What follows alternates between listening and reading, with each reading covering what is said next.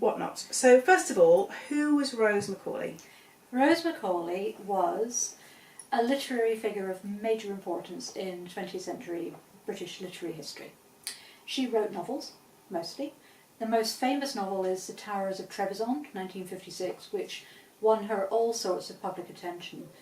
An awful lot of Anglican attention, because a lot of the novel is about a lapsed Anglican coming back to the Church of England.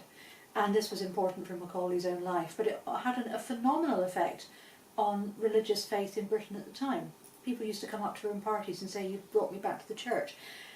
If you're not of the church, that's an extraordinary thing, but it's clearly, even now, still, she's very important in Anglican theological circles for being an influencer.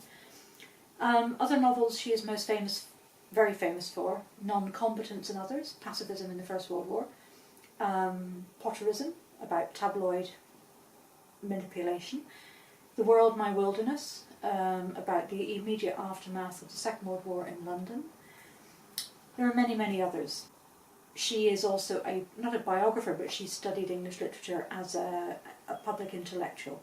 She was an early adopter of radio in the 1920s, and she served on a committee for the BBC on the correct way to pronounce words in the late 30s.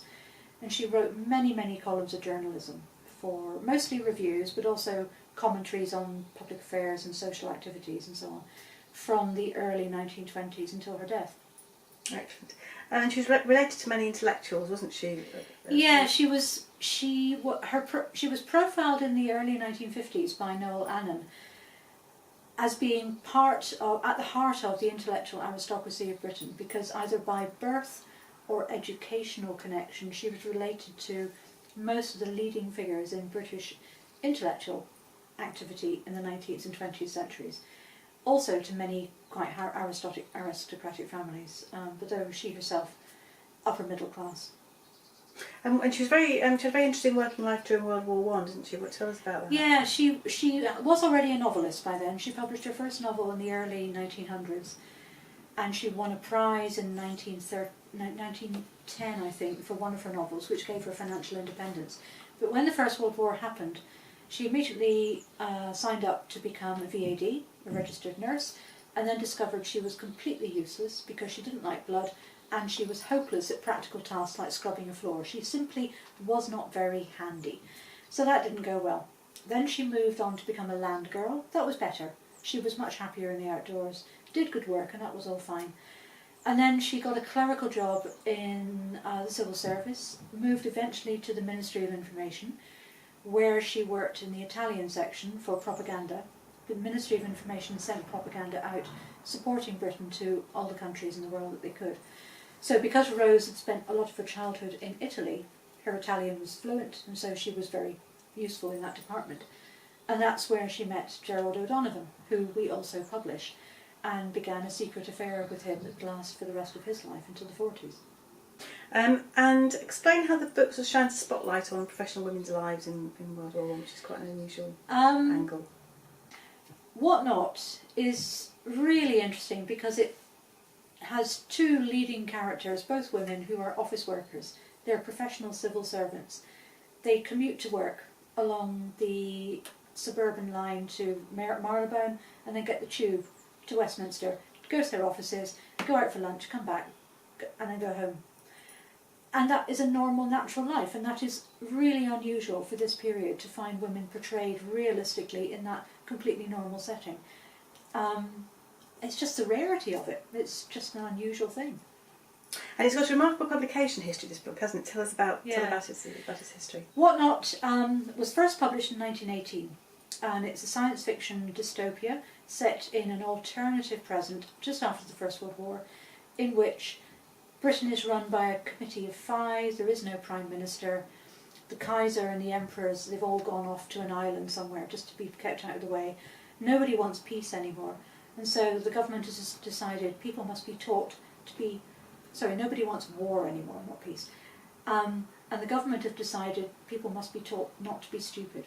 So the Ministry of Brains sets up mind training courses and, much more importantly, has decreed who may and may not marry and have children.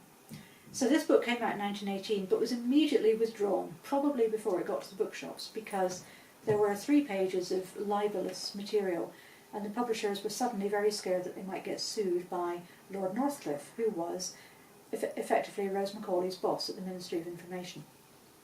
Also the owner of a great many large and influential tabloid newspapers. And the passages in question relate to tabloid newspapers' behaviour. So she was told she had to write 3 pages worth of text to cover the gaps, and then the book was reissued in 1919 and fell flat. I think because they'd spent all their money on the reissue, there was no money for marketing, and it simply disappeared. A year later she had Potterism come out, which was a huge success, so that kind of overshadowed anything she'd done before.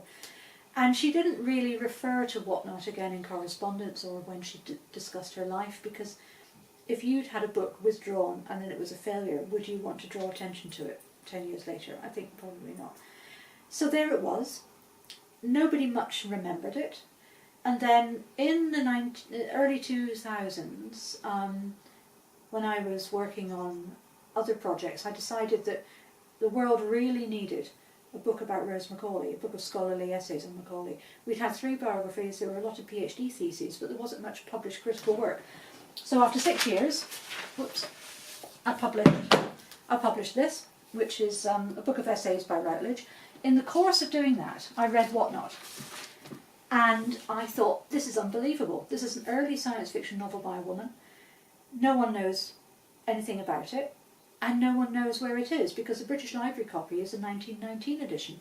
Nobody knew about the 1918, where the whereabouts of it were. It's such a rare book. Everyone knew it existed because the biographies say so, they explain the fact that she had to rewrite some text. But we had a mystery of what the text was and where was an original edition that we could read this in. So that was really interesting for me. I talked to my friend John Clute, who is a science fiction guru and a book collector, and he said, oh yes, I have that edition. I said, no you don't be ridiculous, I do. And he presented me with the 1918 edition that was owned by Michael Sadler, publisher at Constable, who was Macaulay's publisher, and it had the pencil marks showing which pieces of text had to come out. So I photographed them, and then we had a complete text. And that's how we came to bring back the book in its original version, the way Rose Macaulay originally intended it. No, with no threat of libel. Sorry? No threat of libel. Absolutely no threat of libel whatsoever. That's good. There's evidence to point to the fact it inspired Aldous Huxley's Brave New World. What can you tell us a bit about? Yes, it does.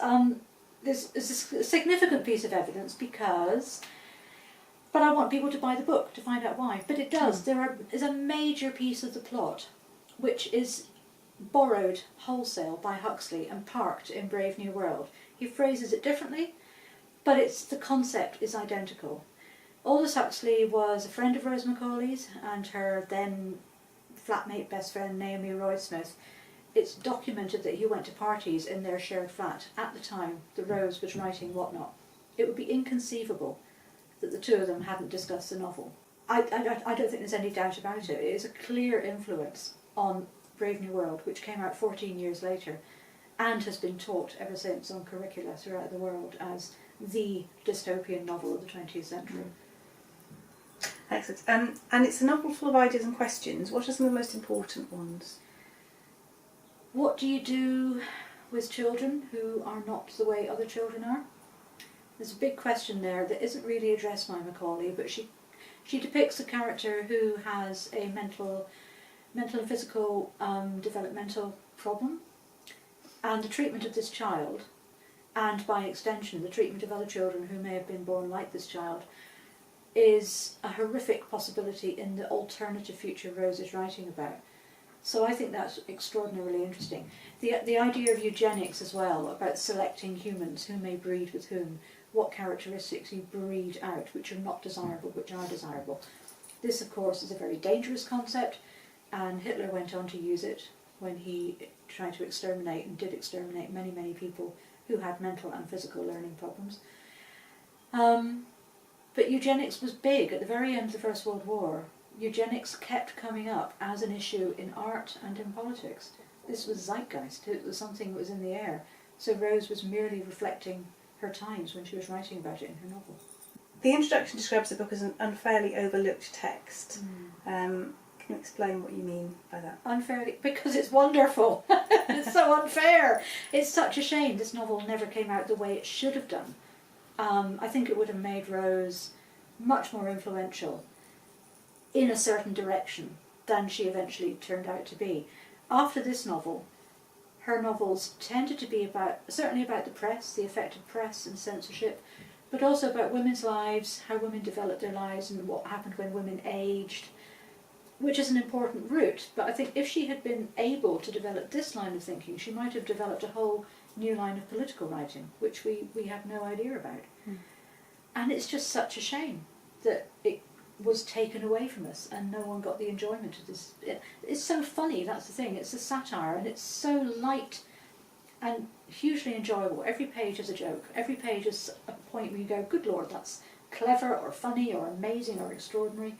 It's just rich, a rich, rich novel. And it's so unfair that for 100 years hardly anyone has known about it. It's already had an amazing reception in the press. Can you tell us how that's been looked at? Well, yes, it was beyond amazing. It was absolutely unprecedented. When you publish a book, you have to produce pre-publication information for the book trade, so they know in good time which books are coming out and what to buy. So I prepared all the information and the advance information sheet. We had the cover, and I sent it to the bookseller for their regular. Every month they feature new paperbacks coming out, new fiction, new children's fiction, so on. This would have been introduced in the new paperbacks because it's a new paperback. And the author of the paperbacks column, Alison Flood, emailed me immediately to say, I want to see a PDF of the text. When will it be ready? And I was surprised but pleased. Oh, this is fine. I haven't been in publishing very long, so I wasn't aware that this was absolutely really unusual and very exciting from a marketing point of view. I just thought, oh, how nice, she's interested in reading the book. Silly me. So I sent her, a week later, the PDF when it was ready. Next thing I know, she's writing an article for The Guardian. And I sent her various answers to questions she wanted answering with the links to the book on our website. The article came out the following Monday, and I only knew, I'd been waiting for it all weekend, and I'd kind of given up. I thought, oh, maybe it isn't happening. On Monday, I went to the gym, I came out, and my phone was exploding because my inbox was full of book orders. By the end of the day, I'd sold 80 copies by direct sale through our website alone, and it just kept going. We had publishers and agents from all over the world emailing me saying we want to discuss the rights. I only had the UK rights, the English rights, so I had to funnel all these inquiries to the Society of Authors, who administer the Macaulay estate, and that carried on for weeks. And then the reviews started coming in, and it's just been rolling like a snowball. 2 weeks ago we had The Guardian, last weekend we had The Times. I know the Times Literary Supplement are planning to review it, and it's amazing. I've had orders from bookshops in Canada and the US. I would say half the direct sales I've had have been from the North American market, which has really surprised me, delighted me, but my goodness, that's unexpected. So it has been extraordinary.